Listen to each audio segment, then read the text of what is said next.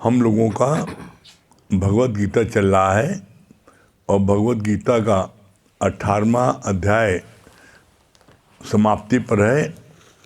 जैसे बार बार ये मन में आता है कि ट्रेन का आखिरी डिब्बा भी पकड़ लो तो मंजिल तक पहुंच जाओगे, उसी तरीके से इस 18वें अध्याय का अंतिम जो है पड़ाव भी अगर किसी ने सुन लिया तो उसकी मुक्ति हो जाएगी। 18वें अध्याय का हम लोगों का 63 से 65 श्लोक ये पढ़ा गया था। कल क्या पढ़ा गया था? जैसे काई तालाब के आच्छादित कर, जैसे काई तालाब को आच्छादित कर बैठती है, ऐसे ही वो भी सच्चे ज्ञान को आच्छादित करके बैठे हैं केवल कर्मकांड और सतोगुणी माया द्वारा। कल यहाँ तक पढ़ा गया था। बोला था ना, राम तीर्थ ने कहा 52 लाख सन्यासी इस पृथ्वी पर बोझ हैं। जैसे काई तालाब को आच्छादित करके बैठती है, ऐसे ही वो भी सच्चे ज्ञान को आच्छादित करके बैठे हैं केवल कर्मकांड और सतोगुणी माया द्वारा। ऐसा क्यों बोला गया? क्योंकि भगवान ने बोला 1 लाख श्लोक हैं, 1 लाख श्लोक में 80,000 श्लोक वो कर्म कांड के हैं। ऐसा करोगे तो ऐसा मिलेगा, ऐसा करोगे तो ऐसा पाओगे। और 16,000 श्लोक भक्ति के हैं। मात्र 4,000 श्लोक वो जो है ब्रह्म ज्ञान के हैं। अब आप विचार करो, 1 लाख श्लोक में मात्र 4,000 श्लोक ब्रह्म ज्ञान के हैं, तो वो 4,000 श्लोक क्या उनका मुकाबला कर पाएंगे? और इनमें भी दादा भगवान ने इन 4,000 श्लोकों में और दुनिया के सारे शास्त्रों का अध्ययन करने के बाद 14 साल मात्र 137 पॉइंट दादा भगवान ने बनाए, जिसके माध्यम से आज 80 साल से ये ज्ञान चल रहा है। 137 पॉइंट के माध्यम से वही एक पॉइंट, उसके माध्यम से ज्ञान चल रहा, किसी न किसी पॉइंट के माध्यम से ज्ञान आगे चल रहा है। तो यहाँ पर कितना अच्छी बात बोली भगवान ने कि काई जैसे जल को आच्छादित करके बैठी है, उसी तरीके से ये कर्म कांड जो है सच्चे ज्ञान को आच्छादित करके बैठे हैं। आगे क्या बोला? सच्चा गुरु पहले हमारे अंदर ज्ञान के प्रति चाहना उत्पन्न करता है। उपजे चाह भी साधु के संग। दुनिया के सुख सब टेम्परेरी हैं, पर मनुष्य उनके पीछे भागता है। कितनी बड़ी बात बोली है। सच्चा गुरु पहले हमारे अंदर ज्ञान के प्रति चाहत उत्पन्न करता है। कैसे चाहत उत्पन्न करता है? जैसे एक लड़की को आकर्षित करने के लिए लड़के के सारे गुण लड़की को बताए जाते हैं कि लड़का जो है बहुत सीधा है, कोई खुराफात में नहीं है, शराब नहीं पीता, नशा नहीं करता, जुआ नहीं खेलता, बहुत सीधा है, एकदम रामचंद्र जी की तरह। बड़ी तारीफ करते हैं। और वो जो है इतना कमाता है, उसके घर में इतनी गाड़ियां हैं, इतनी जो है उसकी नौकर हैं, चाकर हैं, इतनी आमदनी है, खूब उसको जितना है नहीं उससे ज़्यादा बताते हैं, तारीफ करते हैं। जिससे प्रभावित होकर के लड़की शादी करती है, और जब शादी करने के बाद जाती देखती है कि जितना बताया था उसका आधा भी नहीं है, लेकिन अब क्या करें? तो यहाँ तो ऐसी बात भी नहीं है। यहाँ तो आकर्षित करने के लिए सिर्फ आप ये बताओ कि मेरे जीवन में पहले क्रोध की स्पीड क्या थी, मेरे जीवन में लोभ क्या था, मेरे जीवन में कैसी कैसी बातें आती थी, और हम जरा सी बात में कितने आग बबूला हो जाते थे। मेरे अंदर क्या क्या था, और आज गुरु की कृपा से वो सब समाप्त हो गया, कम हो गया। तो जब आप अपनी बात किसी से बताओगे तो वो भी सत्संग के प्रति आकर्षित होगा, और ऐसा हो नहीं सकता कि वो सत्संग में भाग के ना आए। जब आप किसी को बताते हो कि पहले मैं 6 महीने से रात भर सोया नहीं था, हमको नींद नहीं आती थी, हम डिप्रेशन में थे, हम खड़े नहीं पाते थे, हम जरा सी बात किसी से हो जाती थी तो हम उससे नाता सारी ज़िंदगी भर के तोड़ लेते थे, जरा जरा से बात पर लड़ाई झगड़ा मारपीट करते थे। और आज वो गुस्सा कहाँ चला गया, आज वो डिप्रेशन कहाँ चला गया, आज वो इतनी साउंड स्लीप कैसे आ रही है, घोड़ा बेच के सोते हैं, आज पहले से 10 गुना ज़्यादा काम कर लेते हैं। पहले तो कोई काम ही नहीं कर पाते थे, आज कितना काम कर लेते हैं। तो जब आप अपने जीवन में बीती हुई बातों को बताओगे किसी को, तो ऐसा हो नहीं सकता, वो खुद आपसे रिक्वेस्ट करेगा कि भैया हमको ले चलो, हमको गुरु से मिलवाओ, हमको सत्संग में दिखवाओ। वो खुद आपको अपने माल को बेचने की तरकीब आनी चाहिए। आप तो कहते हो, आप अप्रोच कैसे करते हो, माल बेचना है, हमारे घर में खाना नहीं बना, भैया ले लो तो रोटी बन जाएगी। अरे तुम्हारे वहाँ रोटी बने, खाना बने, उसको क्या लेने देना भाई, तुम अपने माल की तारीफ करो ना। और कैसे, इसका प्रैक्टिकल, तुम दुकानदार हो, अपने माल को कैसे बेचते हो, उसमें 100 झूठ भी बोलते हो, उतना अच्छा है नहीं तभी तो ये बड़ा बढ़िया है, चाहे चले 4 दिन लेकिन बोलोगे 4 चलेगा, इतना बढ़िया है।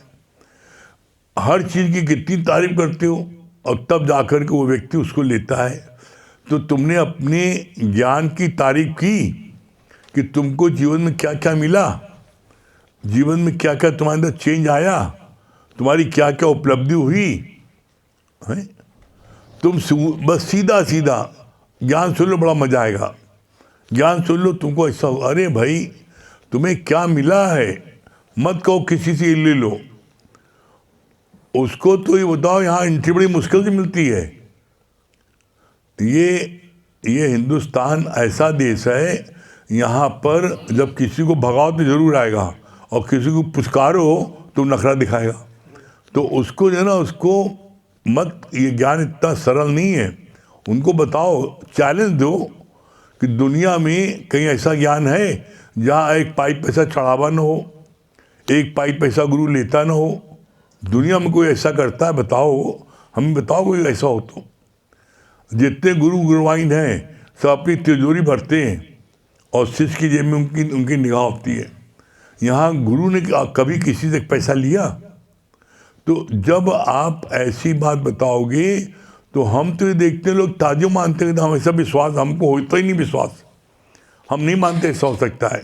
तो उनको ले गया, चलो देखो आकर के। तो जब उनको आप जोड़ोगे और वो सत्संग में आएंगे, तब उनके रोम रोम से आपके प्रति शुक्राना निकलेगा, और तब आपको ये लगे, अरे आज मैंने कोई अच्छा कार्य गुरु का किया है। गुरु जी कहते हैं ना, किसी एक को अपने जैसा बना के दिखाओ, जैसा गुरु ने तुमको बनाया है, तब तुम्हें पता लगेगी गुरु ने तुम्हारे साथ कितनी मेहनत की है। फिर आगे कितना अच्छा बोला भगवान ने, उपजे चाबी साधु के संग, चाहना कब उत्पन्न होती है? साधु के संग। सुत दारा और लक्ष्मी तो पापी को भी हुए, और संत समागम हरि कथा तुलसी दुर्लभ दोए। अरे सुत दारा और लक्ष्मी, सुत पुत्र, दारा लक्ष्मी, ये जो है स्त्री और धन दौलत, बेटा स्त्री और धन दौलत, ये तो चोर बदमाश गुंडे लफंगे सबको होती है। किसी गरीब लड़की की सुंदर सुंदर लड़की को जाकर के वो पैसा दे के ले लेते हैं। तो सुत दारा और लक्ष्मी तो पापी को भी होए, और संत समागम हरि कथा तुलसी दुर्लभ दोए। ये संतों का संग और हरि की कथा, ये दो चीज दुर्लभ है, अति दुर्लभ है, और जिसको मिल जाए उससे ज़्यादा भाग्यशाली व्यक्ति इस धरती पर दूसरा नहीं है। अपने भाग्य को सहराओ कि हमको ऐसा सच्चा गुरु मिला, हमको ऐसा सच्चा ज्ञान मिला। दुनिया में इतनी जगह तो गए, कौन ऐसा है बैठा है यहाँ पर दूध को धोया जिसने 10 दर न देखा हो। 10 दर देखा और 10 दर में देख करके आए, हर जगह ठगे गए, हर जगह ठगे गए। और तब तुम्हारे मुख से क्या निकला? कोई ऐसा सगा नहीं जिसने हमें ठगा नहीं। तब यहाँ बैठे ना। तो यहाँ पर जब आप बैठो और बैठ करके ज्ञान को लो और फिर ज्ञान में जोड़ो लोगों को, तब तुमको पता लगेगा कि इसमें जो है तुम्हें कैसा आनंद की प्राप्त होगी। जब कोई जुड़ेगा, ज्ञान सुनेगा, और जब ये कहता है कि भैया हम तो इनकी वजह से जुड़े, हमको तो इन्होंने मोटिवेट किया, हम जुड़े, आज मेरे जीवन में जो चेंज आया है ये इनकी बदौलत आया, भैया इन न जुड़े होते तुम कहाँ पाते। उस समय कितनी अपार खुशी होती है। करोड़ों रुपए कमाने पर वो खुशी नहीं मिलती जो खुशी उसमें मिलती है। फिर आगे क्या बोला? दादाजी एक दिन बुढ़ा आश्रम में गए। वहाँ एक बुढ़े से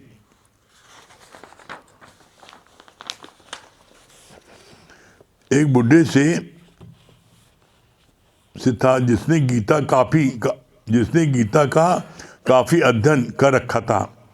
दादा भगवान ने उनसे कहा कि अगर तुमने गीता भली प्रकार समझी होती तो कभी भी तुम मान अपमान, बीमारी, वृद्धावस्था में पीड़ित न होते। अब इसमें जिस व्यक्ति से दादा भगवान ने कहा कि तुमने अगर गीता समझी होती तो तुम आज इतना दुखी नहीं होते, बुढ़ा आश्रम में नहीं आते, अपने परिवार में रहते। तुम इतने दुखी हो, मायूस हो, उदास हो, डिप्रेशन में हो। तो उसने क्या बोला? उसने बोला कि मेरे यहाँ पर सबकी गीता है, महात्मा गांधी की भी है, इनकी भी है, उनकी सब बताए, 4 नाम गिनाए, इनकी सबकी है, और मैंने सारी गीता पढ़ी, सब किताब की। तो भगवान ने कहा आपने पढ़ी है ना, इसीलिए आपको ज्ञान नहीं हुआ।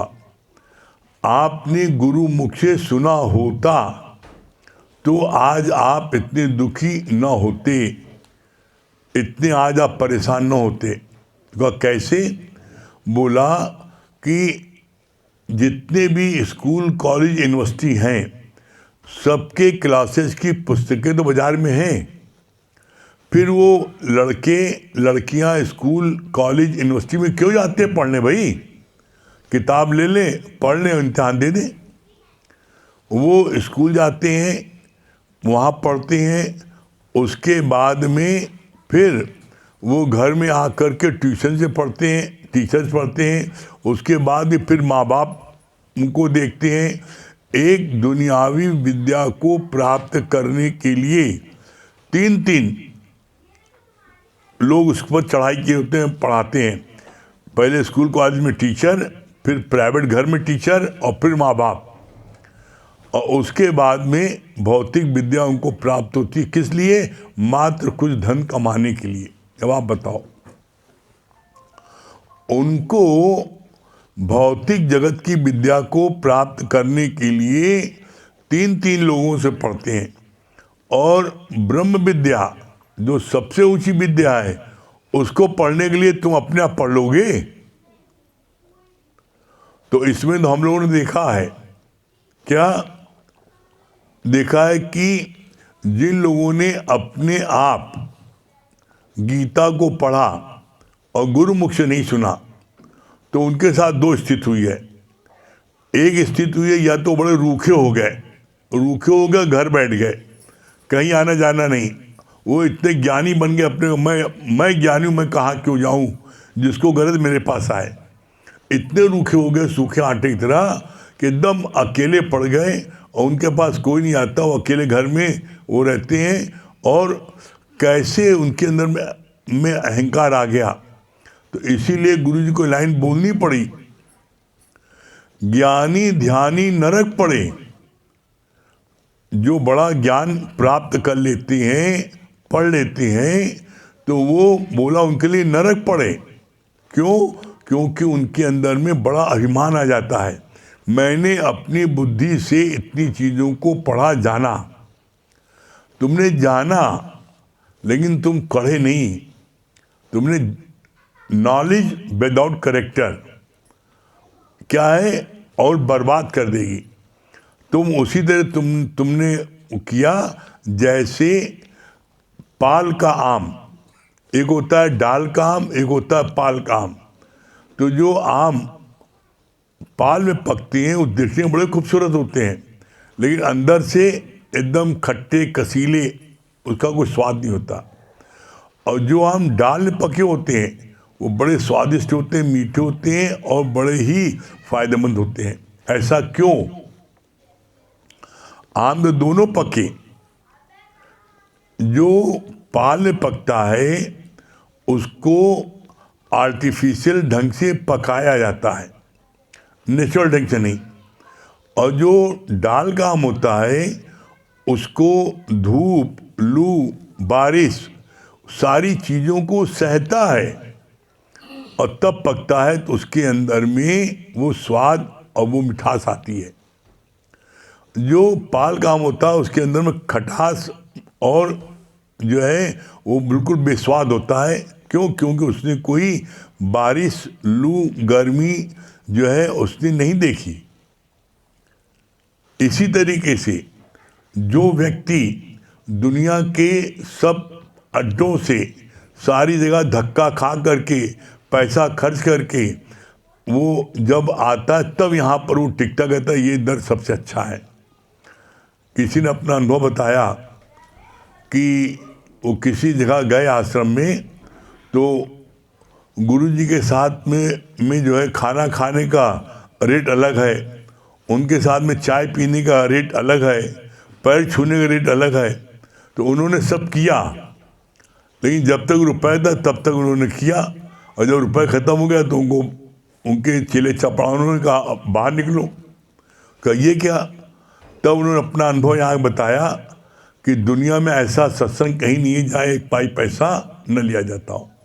तो दुनिया में सब जगह दिखावा बहुत है, लेकिन जब आप वहाँ जाओगे तब पता लगेगा कि वहाँ पर कैसा लोग लूटते हैं। यहाँ पर गुरु ने क्या कहा, जैसे हवा, सूर्य का प्रकाश और जल तुमको फ्री मिलता है, इसी तरीके से जहाँ ज्ञान फ्री मिले समझ लेना वो परमात्मा ज्ञान है, सच्चा ज्ञान है। तो इसलिए यहाँ पर इस बात को ध्यान रखना, यहाँ पर पाई पैसे बिना लिए ज्ञान मिलता है, सच्चा ज्ञान है, भगवान का ज्ञान है। और इसीलिए यहाँ पर एक लाइन आती है, झूठा टिके न कोई। यहाँ कोई झूठा व्यक्ति टिके नहीं सकता, झूठा व्यक्ति यहाँ टिक नहीं सकता। क्यों? ऐसी वाणी चलेगी तेज कि वो व्यक्ति भाग जाएगा, झूठा होगा। जो सच्चा होगा वही यहाँ टिक सकता है। फिर आगे कितनी अच्छी बात बोली दादा ने समझाया कि तुमने अगर गीता गुरुमुख से सुनी होती तो तुम्हारे को कितना भी घर में, परिवार में अपमान मिलता, कितना भी तुम्हारे साथ कोई कैसा भी कुछ करता, लेकिन तब भी तुम परवाह नहीं छोड़ते, अपने स्वरूप में स्थित रहते। तुमने परिवार छोड़ा क्यों? क्योंकि तुम कर्म प्राणियों को एडजस्ट नहीं कर पाए। अरे बुढ़ापा बुरा नहीं होता, गुरु ने समझाया बुढ़ापे की आदत बुरी होती है। आदत बुरी क्या होती है? जिसको ज्ञान प्राप्त नहीं हुआ है, ब्रह्म ज्ञान, तो बुढ़ापे में उसकी आदत क्या खराब हो जाती है कि कोई भी घर में आया वो पूछेगा क्यों आया, इतनी देर क्यों बैठा, क्या बात कर रहा था, क्यों बैठाया, इतनी इंक्वायरी करता है कि लड़के बच्चे उबिया के कहते हैं बाबा तुम या तो आश्रम में जाओ या घर छोड़ दो, या तो हम पागल हो जाएंगे तुम पागल कर दो हमें। वो इतने क्वेश्चन पूछते हैं और ऐसी जगह खाट लगा के बैठेंगे कि चौका भी दिखाई पड़े और घर में कौन आ रहा वो भी दिखाई पड़े और बैठे भी दिखाई पड़े, 1 मिनट शांत नहीं रहते, दिन भर बक बक बक बक करते रहते हैं। लोग तब उनसे कहते हैं भैया कुछ देर जाओ मंदिर ठिकाने जाकर बैठो, कुछ देर तो हमारा कान थोड़ा आराम दो। तो एक ने तो कहा पापा काश आप रेडियो स्टेशन बोलते। तो कहा मैं इतना अच्छा बोलता हूँ बेटा? क्या नहीं पापा इतना अच्छा नहीं बोलते, आप रेडियो स्टेशन बोलते तो अपना स्विच तो बंद कर देते, यहाँ तो हमको सुनना पड़ता जबरदस्ती है। अब आप रेडियो स्टेशन बोलते ना हम स्विच बंद कर देते, न सुनते। तो बुढ़ापे की आदत बुरी होती है जिसके कारण से बच्चे घर में माँ बाप को नहीं रखना चाहते। और आज आप प्रत्यक्ष में देख लो, श्याम भगवान 94 इयर्स के हैं, हर कोई उनके पीछे भागता है। जितने भी लोग यहाँ पर हैं, चाहे कितने भी ओल्ड एज में हैं, उनके पीछे लोग क्यों भागते हैं? उन्होंने ब्रह्म ज्ञान लिया गुरु से और उस ब्रह्म ज्ञान को उन्होंने अपने जीवन में लगाया। उनकी आज ब्रह्माकार वृत्ति हो गई, तो आज उनसे बच्चा जवान बूढ़ा हर कोई उनका संग करना चाहता है। क्यों? क्योंकि जिसको ज्ञान प्राप्त हो गया, गीता ज्ञान, वो घर में कैसे रहता है? सगल के मध्य और सगल के उदास, नाना हम ताका दास। वो कैसे रहता है? घर में एकदम मौन शांत, किसी से कुछ न बोलना। जब कोई उससे पूछता है तब वो ज्ञानी उसका जवाब देता है, नहीं तो अपने शांत अपना जो है गुरु की वाणी सुन रहा है, भजन गा रहा है, अध्ययन कर रहा है, प्रेमियों से बात कर रहा है, किसी से कोई मतलब नहीं रखता। तो घर वाले जो है, यहाँ तक कि ज्ञानी तो खाना भी नहीं मांगता, घर वाले अगर दे देते हैं तो खा लेता है और नहीं देते हैं तो कहते ठीक है आज व्रत आ जाए। तो उनको खुद ही अफसोस होता, अरे आज खाना ही मिला, अरे, तो अफसोस करते हैं और फिर खुद ही ध्यान रखते हैं। तो ज्ञानी को इसलिए हर जगह लोग पूजते हैं, उसको सम्मान देते हैं, प्यार करते हैं, अपने पास बैठाते हैं, उसके बाद बैठना अच्छा लगता है। क्यों? क्योंकि किसी को चाहता नहीं और हर एक की समस्या का समाधान करता है। इसीलिए बोलते हैं, एक होता है कैसे ज्ञानी किसके लिए जीते हैं? ज्ञानी जीते हैं लोकहित के लिए और अज्ञानी जीता मैं मेरे के लिए। फर्क यह है। और इसीलिए ज्ञानी के पास में हर कोई बैठना चाहता है, संग करना चाहता है, उसको छोड़ता नहीं है। दादा भगवान अक्सर जितनी सेवा करने वाले रहते थे, लड़कियां लड़के, उनको सबको एकदम भाव यहाँ से भगाते थे, कहते हमें किसी सेवा नहीं चाहिए। तो वो लोग रोने लगते थे और कहते थे नहीं आपको नहीं चाहिए, लेकिन मुझको सेवा करने में आनंद की प्राप्त होती है। तो वो सेवा करने में उनको आनंद मिलता है। क्यों? क्योंकि उस समय वो अपने प्रश्न कर लेते हैं ज्ञानी से, अपने मन की एक एक बात कर लेते हैं। तो यहाँ पर ज्ञानी जो है उसका हर कोई संग करना चाहता है। तो आप भी वो चीज़ करो, आप भी ज्ञान बांटो, आप भी सबको प्रेम करो। आप कर क्यों नहीं सकते? जिसने किया इरादा पक्का, उसके लिए इस जग में कोई चीज़ असंभव नहीं है। Nothing is impossible in this world. कोई चीज़ असंभव नहीं, हर चीज़ कर सकते हो। कब? जब किया इरादा पक्का। आप ये ठान लो कुछ हो जाए। हम रोज़ 3 व्यक्तियों को सत्संग के लिए प्रेरित करेंगे। अपने माल बेचने में 100 कस्टमर को हाथ पर जोड़ते हो, कितना खुशामद करते हो। तो 3 कस्टमर को तुम इसमें भी बेचो ना। हाँ, फ़र्क है, तुम अपने माल को बेचोगे तो तुम्हारे को रुपए पैसे मिलेगा और भौतिक जगत के सुख साधन तुम इकट्ठा कर लोगे। लेकिन जब गुरु के माल को बेचोगे, इस ज्ञान को बेचोगे, सत्संग में जोड़ोगे, तो तुम्हारे को जो प्राप्त होगा वो करोड़ों रुपए कमाने पर वो चीज़ नहीं मिलेगी। हमारा चैलेंज है, ये बात अपने जीवन के अनुभव से कह रहे हैं। आपको जो चीज़ किसी को सत्संग में जोड़ने से, सत्संग में लाने से, गुरु से मिलवाने से इस ज्ञान में लग जाता है, तो जो आपको आनंद मिलेगा वो आनंद आपको करोड़ों रुपए कमाने पर नहीं मिलेगा। अब यहाँ क्या मिलेगा इस ज्ञान में? जब आप आओगे, लोगों को जोड़ोगे, ज्ञान जीवन में लगाओगे, क्या मिलेगा? आनंद, शांति, संतोष, प्रफुल्लता, पॉजिटिव थिंकिंग। ये 5 चीजें ऐसी हैं जो आप दुनिया में करोड़ों रुपए लेके जाओ किसी दुकानदार के पास, दुनिया में इसकी कोई दुकान नहीं है जहां से आप खरीद के लाओ। ये सिर्फ गुरु के दर पर फ्री में मिलता है। जब तुम ज्ञान को सुनोगे निश्चित में फ्री मिलेगा, लेकिन किसको मिलेगा? जिसके अंदर में अंधी श्रद्धा, अटूट विश्वास और अथाह प्रेम होगा। आप सोचो कि हमें ऐसे मिल जाए, ऐसे नहीं मिलेगा।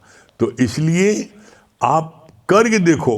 वही हम तो एक बात कहते हैं, आपने अपना 60 साल, 50 साल, 40 साल, 30 साल जीवन आपने अपनी माया में दिया, घर गृहस्थ में दिया, व्यापार में दिया, कितना क्या मिला?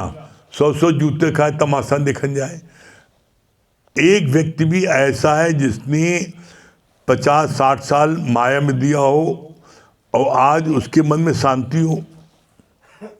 और जीवन का लक्ष्य क्या है? The aim of life is peace of mind. जीवन का लक्ष्य है शांति, और वो शांति मिलेगी आपको इस ब्रह्म ज्ञान में, गीता ज्ञान में। आप जब इस गीता ज्ञान को सुनोगे, इसमें लोगों को जोड़ोगे, लोगों को इसमें जो है आप जाके बताओगे, ए सीखा है बताओ, बी सीखा बी बताओ, लोगों को गुरु से मिलवाओगे, जो इस कार्य को करने में, इस व्यापार को करने पर जो आपको आनंद, शांति, संतोष, प्रफुल्लता, पॉजिटिव थिंकिंग मिलेगी, दुनिया का कोई व्यापार कर लो वहां ही नहीं मिलेगा। कोई व्यापार कर लो, हमारा ओपन चैलेंज है, कोई व्यापार इससे अच्छा हो बताओ, हम भी उसको करें भाई। हम का इसमें हम भी ज़्यादा चाहते हैं। आप दुनिया का कोई व्यापार कर लो, उसमें आपको धन खूब कमा सकते हो। धन से आप भौतिक पदार्थ के सुख साधन ले सकते हो। लेकिन कभी आपने सोचा है सुख साधन सोने का पलंग हो, सोने का पलंग हो, लेकिन नींद आप नहीं ले सकते। सोने के पलंग में को नींद आ जाए नहीं। इस ज्ञान को सुनने पर टुटई खटिया पर नींद आएगी बढ़िया, जमीन में नींद आएगी, सोने के पलंग में नींद नहीं आएगी। तो आप सोने का पलंग खरीद सकते हो, लेकिन नींद को नहीं खरीद सकते। आप 56 प्रकार के भोजन महंगे से महंगे आप खरीद सकते हो, लेकिन भूख नहीं खरीद सकते। भूख जो है इस ज्ञान को सुनने पर खूब जगती है। आप कितना कुछ कर लो, मन में शांति मिल जाए, कितना धन प्राप्त कर लो, यहां तक कि आप richest man of the world हो जाओ, आप मोहल्ला और शहर छोड़ दो, हम कहते हैं richest man of the world हो जाओ। उसके बाद भी जो वर्ल्ड का रिचेस्ट मैन है उससे बोलो सत्संग सुन लो, अरे पागल हो क्या, खाने की फुर्सत नहीं ना, रात दिन उसी माया में बढ़ाता जा रहा है। किसी को शांति है? शांति है सिर्फ कहाँ? गुरु के चरणों में, गुरु के वचनों में। आप ऐसा करो और आपको आनंद और शांति न मिले तो आप कहना, निश्चित मिलेगा, करके आप देख लो। ठीक है? हाँ, दुर्गेश भैया दिल्ली।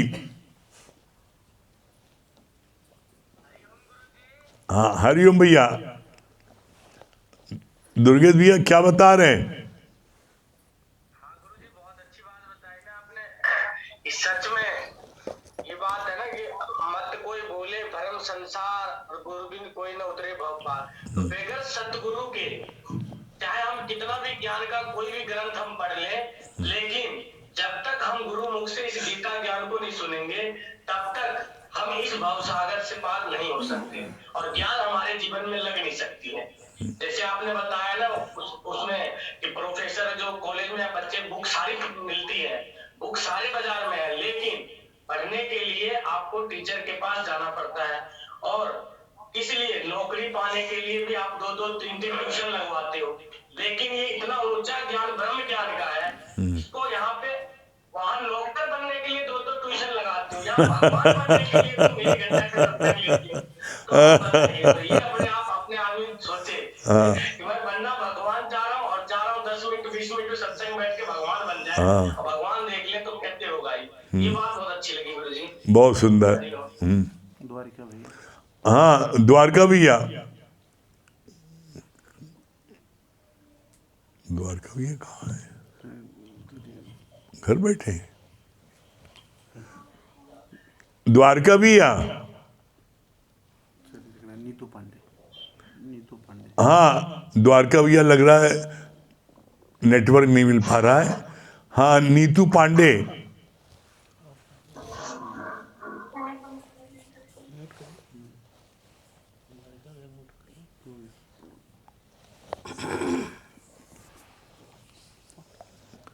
नीतू इसके बाद इधर आज इधर पूछ लो, बैठे हैं सब। हरिओम गुरुजी। हरिओम। हाँ क्या बता रही है नीतू जी? गुरुजी बहुत अच्छा लगा, जब सूर्य निकलता है तो अंधेरा खत्म हो जाता है। तो इसी तरह जब गुरु हमारे जीवन में आते हैं तो हमारे अंदर का ज्ञान का प्रकाश भर देते हैं। हाँ बहुत बढ़िया। हाँ, तो और हमें जीवन जीने का तरीका सिखाते हैं। कल आप बताए थे पल में पल का क्या हो जाए मानो तेरे शरीर का। तो इसलिए हम लोग को हमेशा खुश रहना चाहिए। बहुत बढ़िया, वेरी गुड, बहुत बढ़िया। हाँ और ये कष्ट जो होता है वो आत्मा शरीर का होता है, आत्मा का नहीं होता है। चलिए बहुत सुंदर। चित्रा जी, हाँ बहुत बढ़िया। चलिए हाँ चित्रा जी। बहुत अच्छा बताया ना। लॉर्ड चित्रा जी,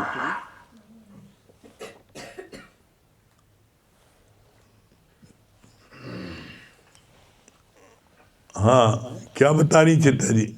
बहुत अच्छा बता रहे थे गुरु जी ना। एक पाल का आम होता है, एक डाल का। जो पाल का आम होता है ऊपर से वो पका रहता है, लेकिन अंदर से कच्चा रहता है और खट्टा रहता है। और जो डाल का आम होता है इतना थपेड़े खाता है, हवा खाता है और लोग बर्दाश्त करता है, तो अंदर बाहर दोनों पक जाता है। इसी प्रकार गुरु भी हमें वचनों से अंदर बाहर परिपक्व कर रहे हैं, दिन प्रतिदिन उसको पढ़ा रहे हैं।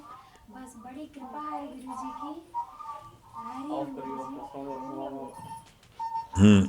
पाल का हमें डाल का हमें हमेशा डाल वाले हमेशा गुरु के वचन में चले तो गुरु कैसे अंदर बाहर अलग अलग संवारते हैं, हमारे विकारों को अपने वचनों से निकालते हैं। सुशीला जी।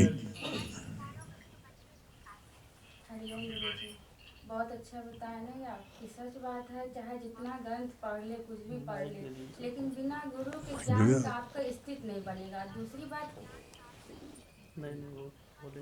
बिना ज्ञान का आपका अस्तित्व नहीं बनेगा। जैसे कहने कि वो अम्मा जो थी मतलब चली गई घर छोड़ करके वृद्धाश्रम, अगर उसके जीवन उसने कहा पूरा ग्रंथ हम पढ़ चुके हैं, कोई शास्त्र हमारे बाकी नहीं है, लेकिन उसने पढ़ा तो लेकिन जीवन में नहीं लगाया। लेकिन यहाँ पे क्या है, कुछ हम पढ़ते भी नहीं हैं, लेकिन सिर्फ गुरु के सन्मुख आ करके बैठ जाए, गुरु का बात मन मना भाव से हम सुनते हैं, तो मेरा जीवन कैसे वो चीज परिवार में जीने का हमें कला आ जाए। हाँ संगीता रानी।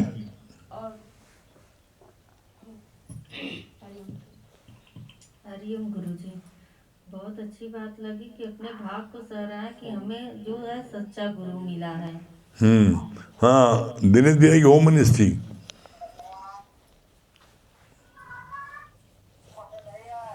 हरिओम गुरु जी, बहुत अच्छी बात है, बहुत अच्छी बात लगी कि बंद करिए। मत बोलो भ्रम संचार, गुरु बिन उतरे भाव से। हाँ बहुत बढ़िया। लक्ष्मी जी, लक्ष्मी बांट दीजिए सबको। हाँ जल्दी दीजिए, देरी मत करिए।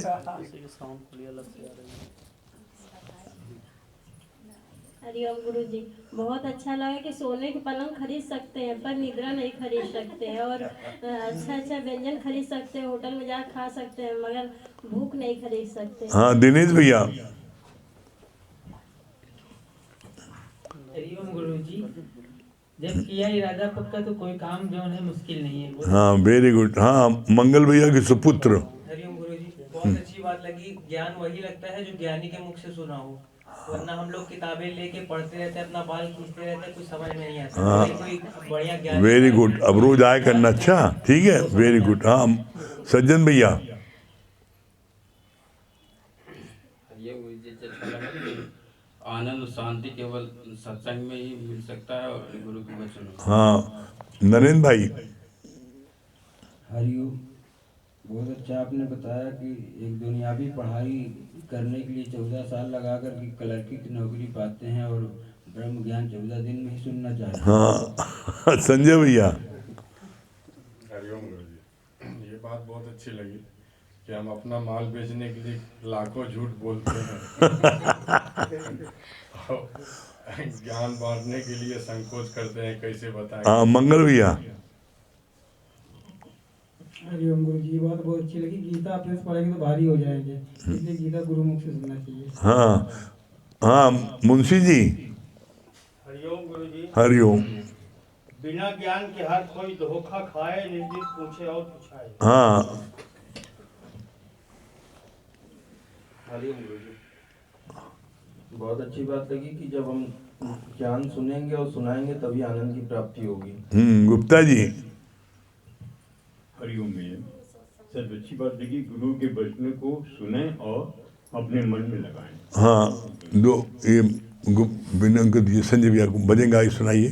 संजय भैया भजन सुना दीजिए। सीताराम सीताराम सीताराम कहिए, जाहे विधि राखे राम ताहे विधि रहिए।